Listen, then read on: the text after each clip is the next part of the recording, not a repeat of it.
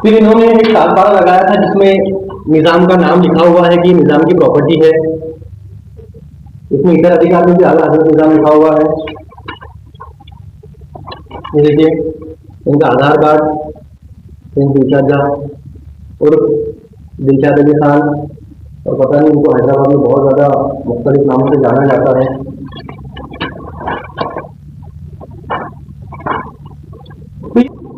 अस्सलाम वालेकुम दोस्तों, मैं रहीम खान टीके न्यूज़ खिलाफत टाइम से आज एक दस्तक हम आपके लिए लेकर आए हैं। कुछ दिनों पहले आपने देखा होगा नौखंडा में जो वारदात हुई थी, उसी के चलते कई खुलासे सामने आ रहे हैं और कई ट्विस्ट सामने आ रहे हैं, जिसके चलते हम आपको बताएं कि नदीम पाशा जी एक ऐसे व्यक्ति हैं जिनके पास सबूतों के साथ, कई पुरावों के साथ ऐसे डॉक्यूमेंट्स हैं जो ये साबित करते हैं कि ये मामला क्या है। हम आपको बताएंगे कि कई खुलासे यहाँ पे होंगे और आपको हम दिखाएंगे कि नदीम पाशा जी ने क्या क्या खुलासे किए। आइए चलते हैं नदीम पाशा जी के पास।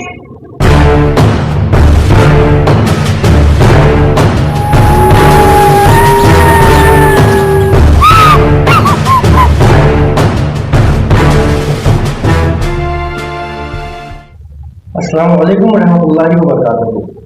मेरा नाम नदीम पाशा है और मैं हड़गल गेट में रहता हूँ। आज आप सभी से मुखातिब होने का जो रीज़न है वो ये है कि पिछले कुछ दिनों से आप औरंगाबाद के नौखंडा पैलेस में जो झगड़ा हो रहा है उसको देख रहे हैं। हर भारतीय आम नागरिक की तरह हमने भी सोचा था कि हम उससे दूर रहेंगे, मगर शायद अल्लाह की मर्ज़ी कुछ और है। हो सकता है हम इस मसले में सिर्फ इसीलिए भी डाला जाए या जा रहा है कि हमारी वजह से शायद जो दूसरे बेगुनाह लोग हैं वो बच जाए। मैं आज आपको नौखंडा पैलेस में फ्राइडे रात हुए झगड़े की हकीकत बताना चाह रहा हूँ।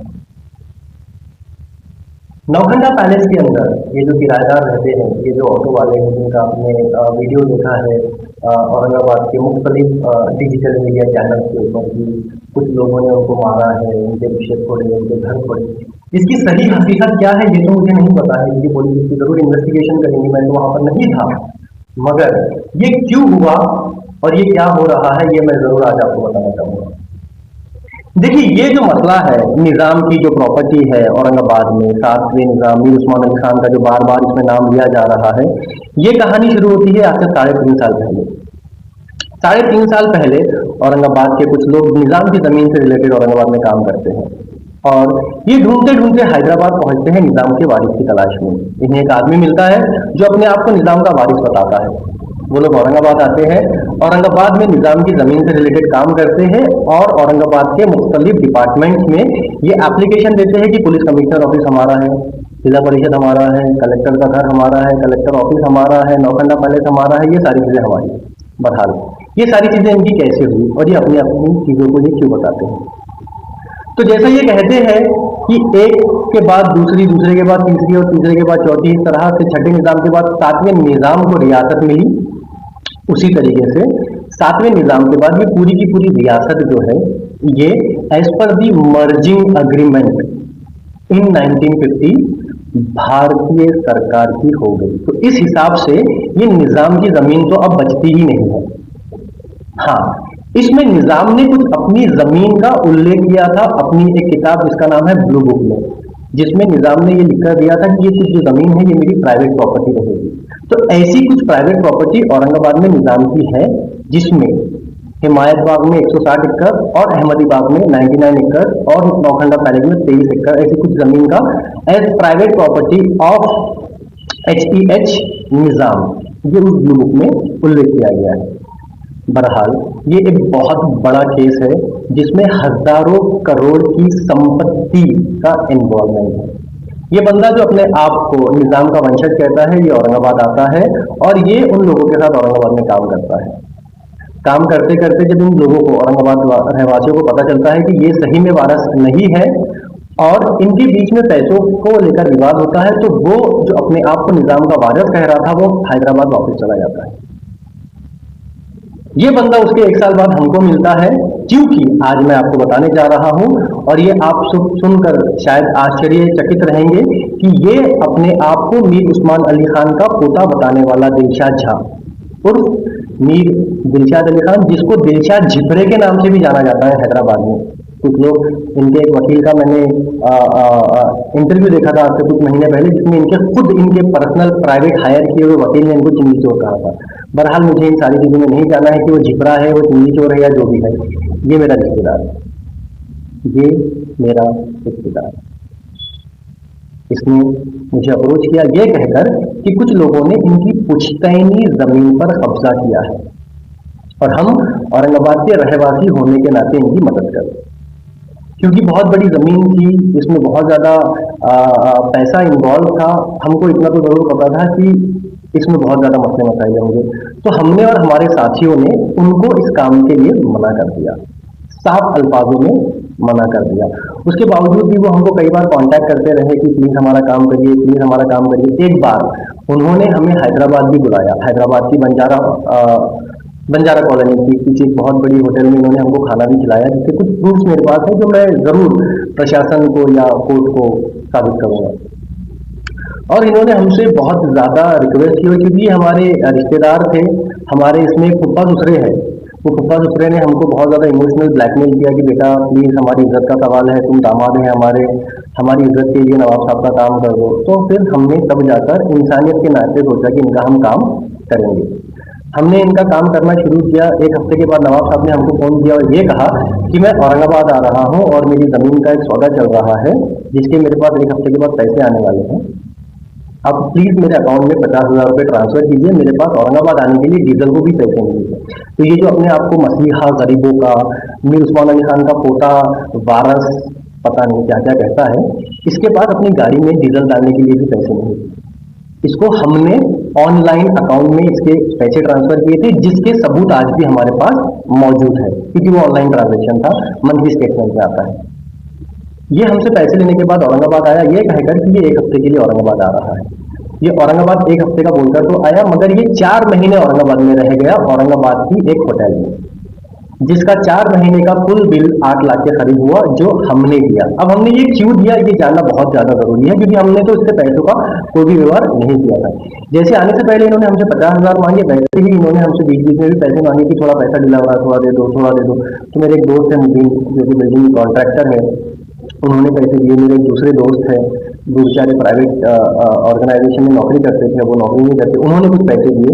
और ऐसा हमने हर बार थोड़ा थोड़ा थोड़ा थोड़ा करें, कभी किसी रिश्तेदार से, कभी किसी दोस्त से, कभी किसी अहबाब से करते करते इनको पैसे दिए। और जब हमने बहुत ज़्यादा पैसा इनको दे दिया, लाइक ऑलमोस्ट 7-8 लाख रुपए इनको दे दिया, तो हमने इनसे कहा कि नवाब साहब हम आपको पैसा नहीं दे सकते।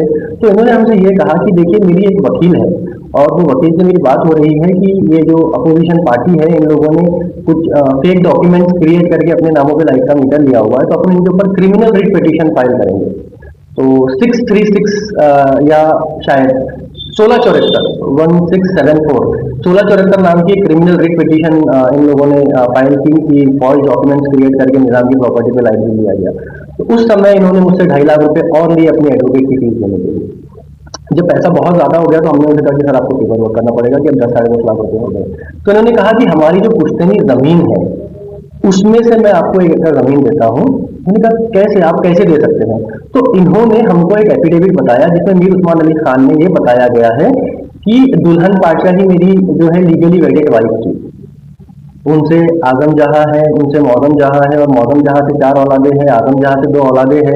और इन्होंने मौजम जहाँ की 4 औलादों में से 2 औलादों का पावर ऑफ अटर्नी हमको बताया, निज़ाम औकाफ ट्रस्ट सिकंदराबाद का सक्सेशन सर्टिफिकेट बताया, जिसमें ये प्रूव किया गया था कि दुल्हन पाशा की लीगली वेडेड वाइफ है और उनकी 6 वारस हैं।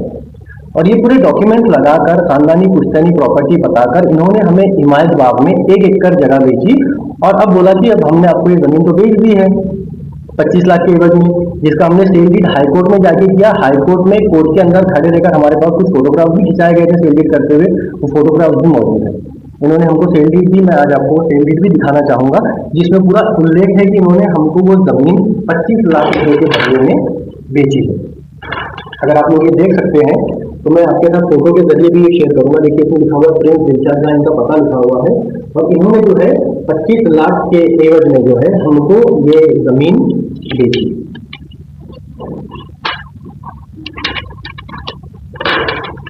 तो देखिए पेज 2 पे यहाँ पे मुबीन अहमद खान, और नदीम पाशा, मोहम्मद नदीम पाशा भड़कल के आपको नाम दिख रहा होगा,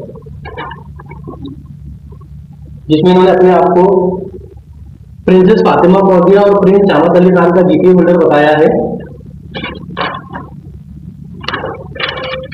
और 25 लाख के बदले में, जिसमें कुछ ऑनलाइन ट्रांजैक्शन भी है, ऑनलाइन ट्रांजैक्शन आईडी इस सेल डीड में मेंशन की हुई है। 25 लाख रुपए के बदले में उन्होंने हमको ये जगह बेची है, जिसमें आपको चतुर सीमा के साथ इन लोगों के फोटोज और हमारे फोटोज भी दिखेंगे। देखिए हिमायत बाग में राइट हैंड साइड पे कबीर बाग, लेफ्ट हैंड साइड पे जो है फसील, सामने रोड, पीछे बची हुई फल संशोधन केंद्र की जगह, पूरी चतुर सीमा के साथ यहाँ पे डाला हुआ है। ये इन्होंने अपना पावर ऑफ अटर्नी लगाया था, जहाँ पे लिखा हुआ है कि ये जगह बेचने के हकदार है।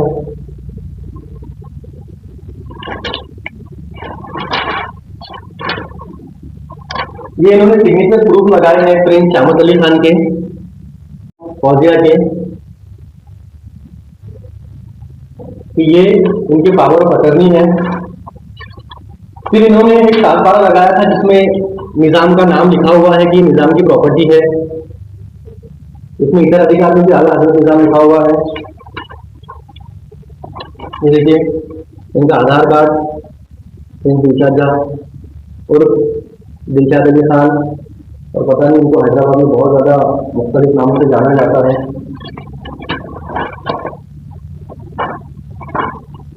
तो ये ज़मीन बेचने के बाद